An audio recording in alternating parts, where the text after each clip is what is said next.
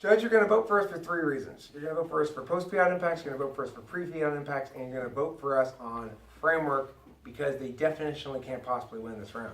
So first of all, let's look at post-fiat impacts. There are two kinds of impacts in this round, predicted or observed. We've observed impacts of drug war. We've shown you that, in fact, when we have harms of unconstrained federal power that have been established here, I've established harms of unconstrained federal power, and the link is direct. The reason those people are experiencing harm is because they were arrested by government officials and put in jail. It's direct link. It's solved by reducing the power of government officials.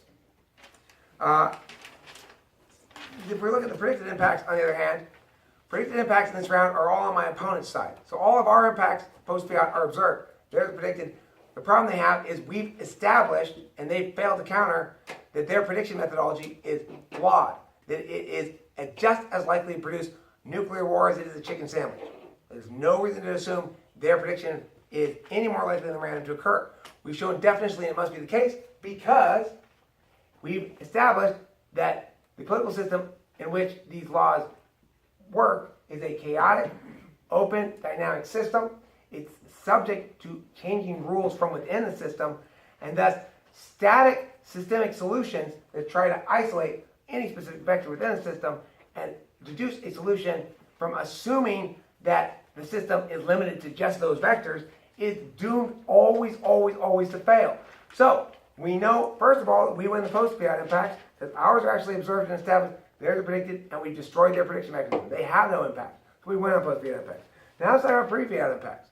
The problem that they have, Judge, is that they are arguing in favor of, when they utilize, they normalize and legitimize, so they argue in favor of, when they utilize that bad tool to do the job wrong, such that it produces the wrong outcome, they normalize and legitimize using this wrong cognition to generate policy, even though it necessarily, reliably produces terrible harms and no goods.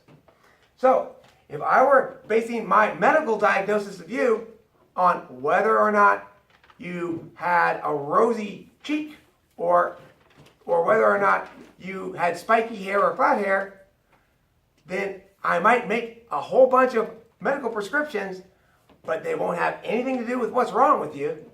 And that's exactly what my opponent is doing. My opponent is saying, we ought to help America by doing this. But this is throwing a frog up in the air and going, wee, because it's not actually causally linked to the outcomes they're predicting. You can't possibly vote for them as a consequence. On the other hand, what is causally linked, and we've established as well, is that their bad discourse enables, ennobles, legitimizes, and normalizes the failed cognition that has resulted in every single bad thing in all of human history. Don't vote for that, Judge. They are a walking atrocity. It's a little bit better.